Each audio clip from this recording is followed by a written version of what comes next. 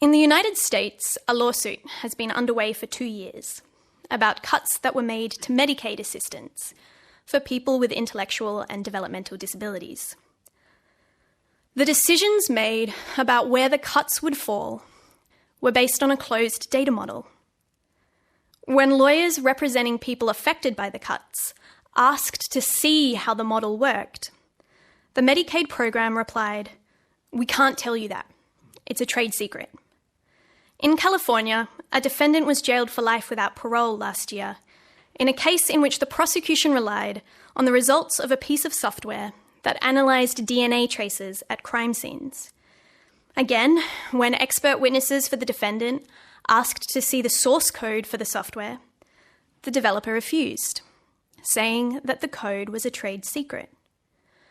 But when is it acceptable to refuse someone information they need to exercise their democratic right to an appeal because the algorithm in use, whatever is behind the artificial intelligence, is a trade secret?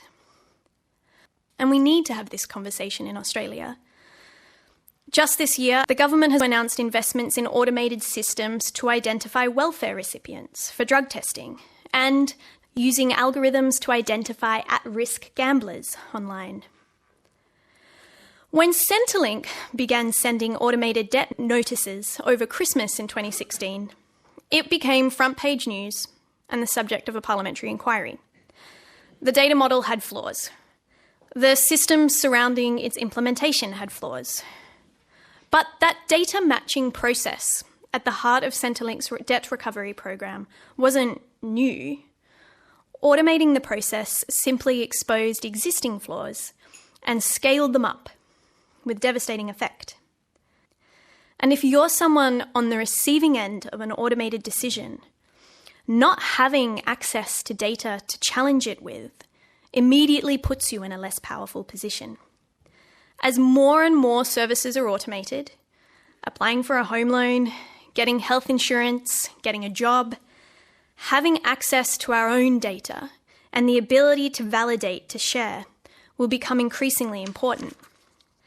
And there's a clear trend emerging in the machines being built for tomorrow. Automation is disproportionately affecting already vulnerable and marginalised people. We're at risk of entrenching, of making permanent, some existing structural inequalities.